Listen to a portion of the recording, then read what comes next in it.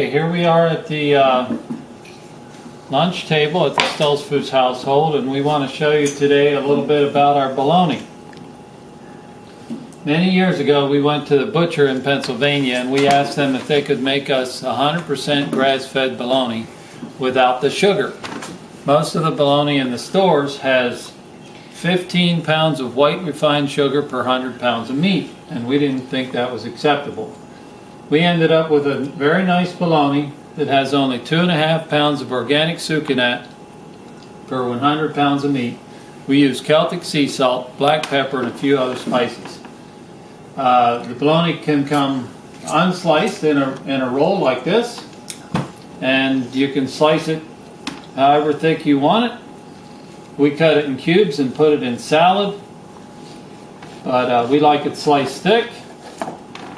Or it comes in 1 pound packs like this, vacuum packed and sliced, ready to go. And we sell it in 1 pound packs. The unsliced or sliced can be fried like this. This is the slice fried up. And then if you want a little bit more substance, you slice it a little bit thicker out of the unsliced roll and you eat it that way. We like the fried bologna as a variation, and we fry it in lard usually. You can fry in coconut oil or butter, but lard is our preferred. We like bologna with sauerkraut of your choice, the flavor of your choice. We like it with pickles, either, what are these? Relish. That's relish. Pickle relish or other relish, and it's pickles. We like bologna with cheese. You can see here Stella has a sandwich with bologna on top, cheese and bologna on top, and that's a melted cheese sandwich made in the toaster oven, and she's putting some homemade mayonnaise on it that we sell. Caroline, how did you make your sandwich? I just put some bologna right here, see? 3 pieces of bologna, and then I put mayonnaise on top. Then I put a piece of cheese. It's in the middle. Then I put more mayonnaise on, and then I just put this piece of Bologna on top, and again she can add. Show us how you eat it.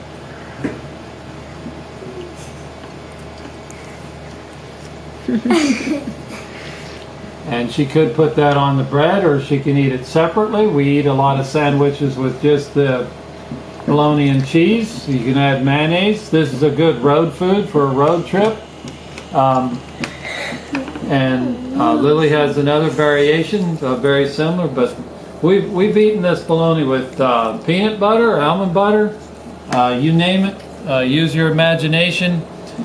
We want to stress that when you do travel, you don't need to or when you have a quickie meal, you don't need to have a junk food meal. You can have a nutrient-dense food meal that doesn't take long to make. Some people think we eat 3 gourmet, nourishing traditions meals a day, but we usually have breakfast is simple. It's eggs or sausage, bacon, whatever. And then we have something like this for lunch, and we have a nice cooked meal for dinner, or we can do the cooked meal for lunch because we're all home at lunchtime, or switch it around, variation. So that's our bologna. It's a nutrient-dense food, and bologna and cheese a great way to go on a road trip. And I want to show you how to make how we make bologna, how we make a fried bologna sandwich with. This is just a piece of bread with mayonnaise and cheese, and then toasted in the toaster oven. And then we have our fried bologna right here. And I'm going to take a nice big piece of the unsliced bologna that we sliced ourselves, and take a couple pieces of the thinner. And then we have some bell pepper here, bell pepper and onions, and you just put that right on top like that, as much as you like, and that's your sandwich. Very yummy.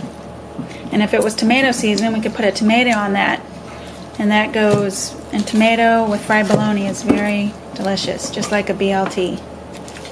Over here's our beef jerky that comes in a half-pound package. This is a 1-pound package, and it's sold just like that. And that's a nice road food too, very similar. That's made here in Mayo instead of Pennsylvania. But we want to have our bologna made here eventually too, local. But right now it comes from Pennsylvania, but the jerky is made right here. And it's a very similar recipe, the sucanat, Celtic sea salt, pepper, about the same thing. Thanks for joining us, and hope you enjoy our nutrient-dense foods. What about the... Bye. Oh yeah. Bye. Say one more thing. Oh yeah, drying One more bologna thing. on the Tell drying them, rack over here. Wait, she's gonna tell them. Okay, go ahead. Should I say that? Just Tell them what how we do and it. how you do it. What do you have there, Lily? It's not done.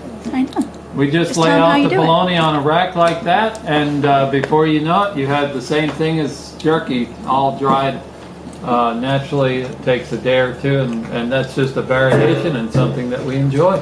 Yep. After 12 to 24 hours, that'll be completely dry, and like jerky, and the taste is actually very good once it's dried. In fact, the girls almost prefer dried bologna over the bologna right out of the package. But we eat so much bologna, we need some variation, so that's just a variation. And there are many more. We haven't mentioned probably half of the ones we do, but anyway, that's our bologna cheese. Thanks. Bye-bye. Bye. Bye.